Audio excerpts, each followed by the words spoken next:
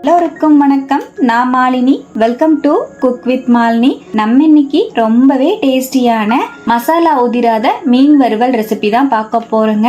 Road கடைகள்ல எல்லாம் மீன் வறுவல் சாப்பிட்டோம்னா நல்ல கிறிஸ்பியாவும் மசாலா உதிராம ரொம்பவே ருசியா டேஸ்டா ஃபிஷ் ஃப்ரை வந்து கிடைக்கும். அதே போல நம்ம வீட்லயே ரெடி பண்ணலாங்க. ரொம்ப ரொம்ப ஈஸி தான்.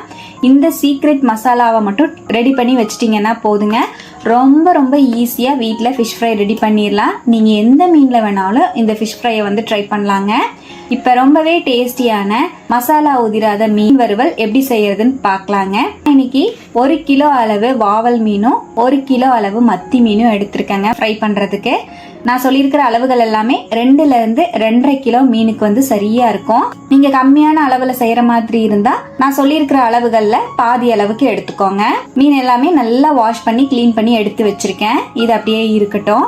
இப்ப நம்ம மசாலாக்கு ரெடி பண்றதுக்காக மிக்ஸி ஜார்ல 1 கை அளவுக்குன்னு மல்லித்தலை 4 பச்சை மிளகாய் ஆட் பண்ணிக்கலாங்க. 2 டேபிள் ஸ்பூன் பூண்டு சேர்த்துக்கலாம். 1 டேபிள் ஸ்பூன் இஞ்சி ஆட் பண்ணிக்கலாம். 1 கொத்து கருவேப்பிலை சேர்த்துக்கலாம். நல்லா நைஸா அரைச்சிக்கலாம். தேவைப்பட்ட தண்ணி சேர்த்து அரைச்சிக்கோங்க. பாருங்க, நான் இந்த மாதிரி அரைச்சிட்டேன். நான் வந்து வாவல் மீனுக்கும் மத்தி மீனுக்கும் தனித்தனியாக தான் மசாலா பரட்டி வைக்க போறேன். இப்ப வாவல் மீன் வந்து 1 கிலோ இருக்கு. அதுக்காக 4 டேபிள் ஸ்பூன் அளவுக்கு நம்ம அரைச்ச பேஸ்ட்ல கிரீன் பேஸ்ட்டை வந்து நான் இந்த பாத்திரத்துல சேர்த்துக்கிறேன். 1 டீஸ்பூன் உப்பு ஆட் பண்ணிக்கலாம். 1 லெமன் ஜூஸ் வந்து முழுசா புழிஞ்சு சேர்த்துக்கலாங்க. ஒரு முழு லெமனையுமே நான் புழிஞ்சு சேர்த்துக்கிறேன். 1/2 டீஸ்பூன் மஞ்சள் பொடி சேர்த்துக்கலாம். நல்லா மிக்ஸ் பண்ணிக்கலாம். இப்போ நம்ம சேர்த்தது எல்லாத்தையுமே நல்லா இந்த மாதிரி கலந்துட்டு இப்போ நம்ம எடுத்துருக்கிற 1 கிலோ வாவல் மீனை வந்து சேர்த்துக்கலாங்க. வாவல் மீனையும் சேர்த்து நல்லா மேரினேட் பண்ணி விட்டுக்கலாம். அந்த இஞ்சி பூண்டு பேஸ்ட் எல்லாமே வந்து மீனோட நல்லா மிக்ஸ் ஆகிற மாதிரி நல்லா மேரினேட் பண்ணி விட்டுக்கலாம்.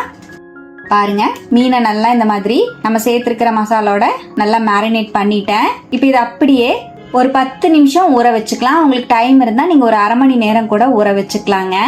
இதே போலவே நான் மத்தி மீனையும் இந்த மாதிரி இஞ்சி பூண்டு பேஸ்ட் போட்டு ஊற வச்சுட்டேன்.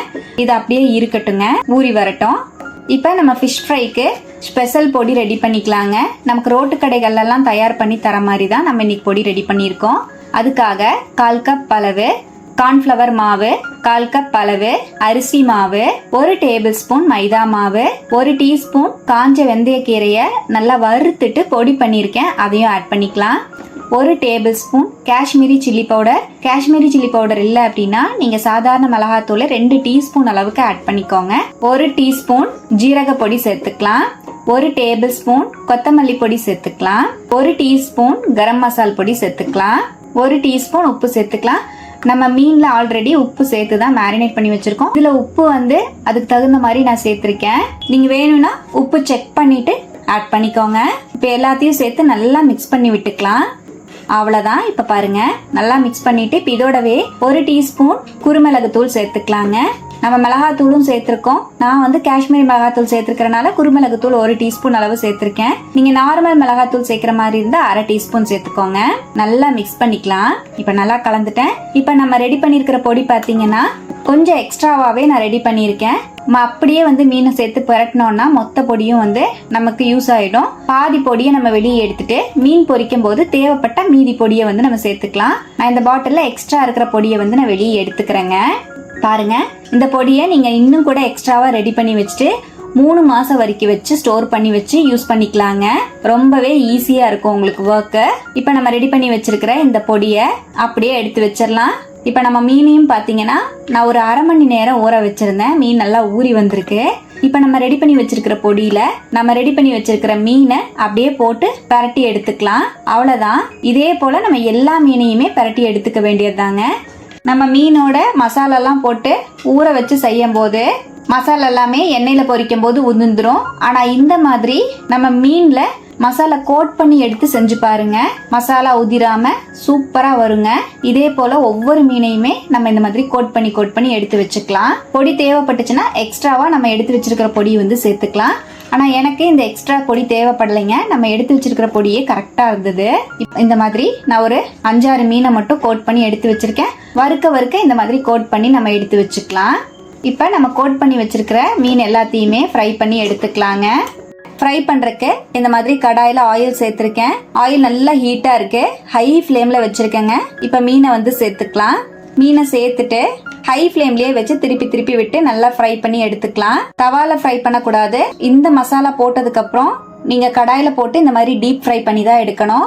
இல்லைன்னா தவால நம்ம போட்டிருக்கிற மசாலா எல்லாமே ஒட்டிக்கும். இந்த மாதிரி டீப் ஃப்ரை பண்ணி எடுத்தீங்கன்னா மசால் கொஞ்சம் கூட உதிராம சூப்பரா வரும். உங்களுக்கு பார்க்கும்போதே தெரியும். இப்ப பாருங்க மீன் நல்லா ஃப்ரை ஆயிடுச்சு. ஆயிலோட சலசலப்பும் நல்லா அடங்கி இருக்கு. ஹை ஃப்ளேம்லயே வச்சுதான் பொரிச்சுக்கணும். மீடியம் ஃப்ளேம்ல வச்சீங்கன்னா ஃபிஷ் வந்து நல்லா எண்ணெய் குடிக்க ஆரம்பிச்சிடும். மீன்ல நல்லா எண்ணெய் குடிக்க ஆரம்பிச்சிடும். பாருங்க நம்மளோட ஃபிஷ் ஃப்ரை சூப்பரா ரெடி ஆயிடுச்சு. பார்க்கும்போது எவ்வளவு எம்மையா இருக்கு பாருங்க. வெளியே எடுத்துறேன். இதே போல மீதி இருக்கிற ஃபிஷ்ஷையும் நம்ம பொரிச்சு எடுத்துக்கலாம். நான் மத்தி மீனையும் இதே போலதான் நான் ஃப்ரை பண்ணி எடுத்தேன். சூப்பரா வந்திருந்ததுங்க. இப்போ இந்த மீனையும் நான் ஃப்ரை பண்ணி வெளியே எடுத்துட்டேன். அவ்வளவுதான். இதே போல மீதி இந்த எல்லா மீனையும் நான் ஃப்ரை பண்ணி எடுத்துட்டேன். பார்க்கும்போதே உங்களுக்கு தெரியும் மசாலா கொஞ்சம் கூட உதிராம சூப்பரா செம்ம டேஸ்டா கிறிஸ்பா வந்திருக்கு. மீன் உள்ள நல்லா சாஃப்டாவும் அந்த மசாலா எல்லாம் மேல கிறிஸ்பாவும் இருக்கிறதுக்கு சூப்பரா இருக்குங்க. நீங்க சர்வ் பண்ணும்போது கொஞ்சமா லெமன் ஜூஸ் வந்து மேல சேர்த்துட்டு சர்வ் பண்ணீங்கன்னா ரொம்ப எம்மியா இருக்கும். கண்டிப்பா இந்த மெத்தட்ல ஒரு டைம் ஃபிஷ் ஃப்ரையை ட்ரை பண்ணி பாருங்க. ரொம்ப ரொம்ப பிடிக்கும். எல்லாருமே விரும்பி சாப்பிடுவாங்க. ட்ரை பண்ணி பார்த்துட்டு எப்படி வந்ததுன்னு மறக்காம கமெண்ட்ல என் கூட ஷேர் பண்ணுங்க. இந்த வீடியோ உங்களுக்கு பிடிச்சிருக்கும்னு நினைக்கிறேன். மறக்காம ஒரு லைக் போட்டுருங்க. இப்பதான் நம்ம சேனலுக்கு ஃபர்ஸ்ட் டைமா வந்திருக்கீங்கன்னா சப்ஸ்கிரைப் பண்ணிக்கோங்க. பக்கத்துல இருக்கிற பெல் ஐக்கானையும் பிரஸ் பண்ணிக்கோங்க. Thank you friends. பை.